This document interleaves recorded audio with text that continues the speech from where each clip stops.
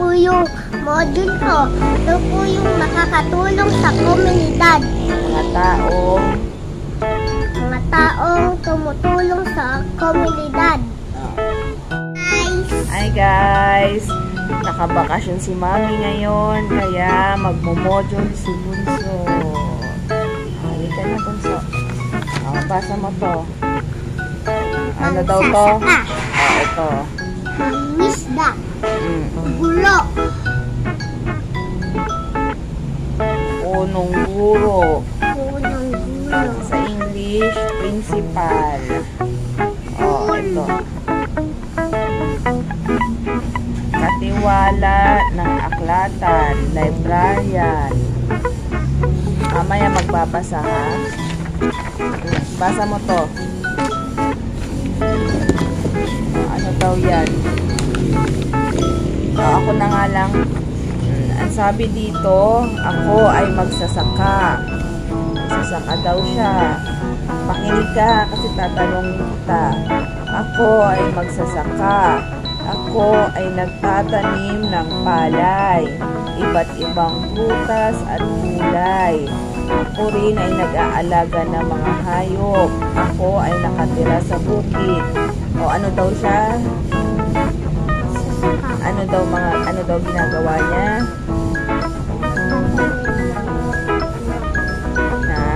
Nakasan mo ng palay. Ano pang tinatanim niya iba? Prutas. Ano pa? Naaalaga siya ng hayop. Nakasan mo para marinig ka. Tapos saan siya nakatira? Bukid. Very good. Ito, pangalawa. Ako ay mangingisda. May fish. Ako ay kumuhuli ng mga isda at iba pang yamang dagat tulad ng tahong at pusit. Sa pamamagitan ng pamimingwit at pagbibitag, ako ay nakatira malapit sa baybayin. Ano daw ginagawa ng mga isda? Paano siya nanguhuli ng isda? Pangisda siya. Pamingwit at pagbibitag. Saan daw siya nakatira? Hindi ka nakikinig, ha? Nakatira siya malapit sa baybayin. Ako ay guro. Ako ay nagtuturo at gumagabay sa mga mag-aaral.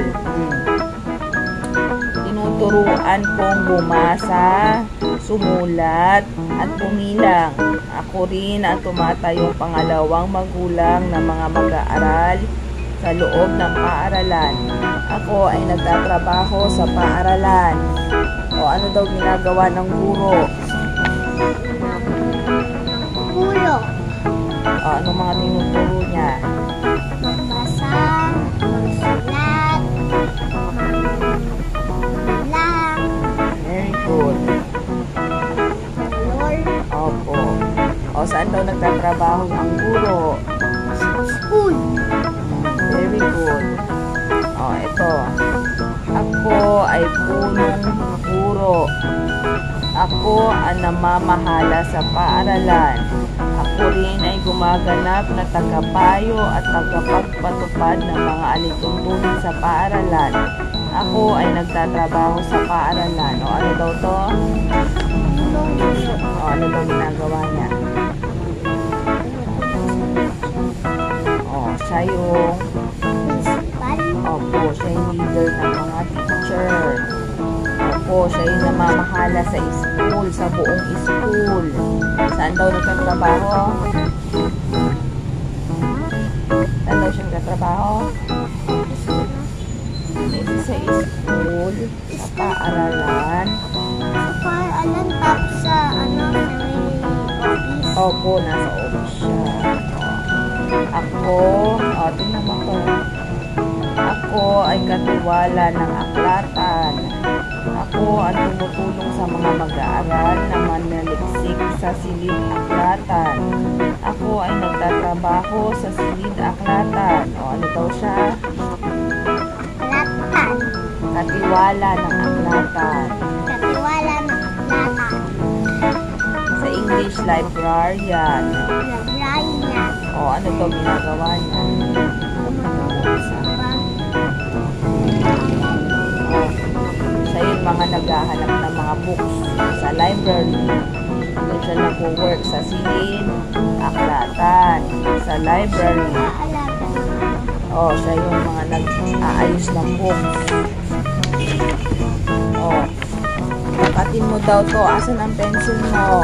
2 module gawin natin ha. Tapos, magbe-break time tayo. Si Kuya naman.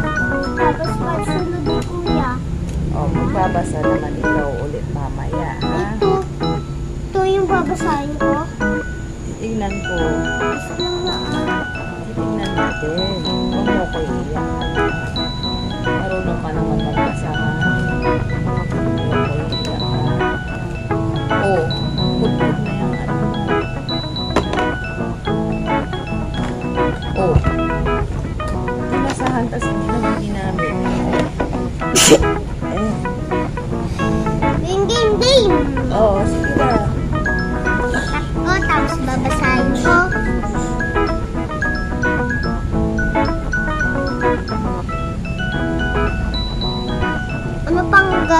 Ano pang gagawin dito?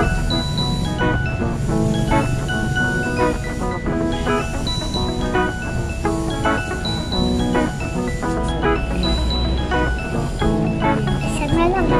Aba dito. Papagod ako yan.